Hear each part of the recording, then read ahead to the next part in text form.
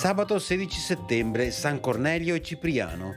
È il 259 giorno dall'inizio dell'anno, ne mancano 106 al termine.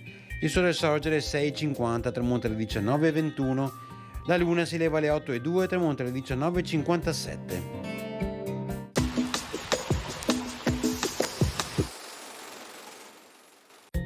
Indicta regatta cum naviglis abentibus remos vigenti.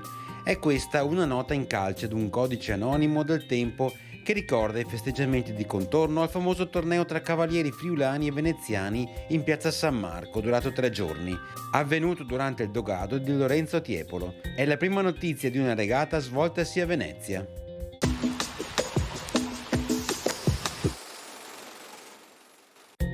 Le previsioni per domani: non si verificheranno precipitazioni, cielo poco o parzialmente nuvoloso, temperature in aumento.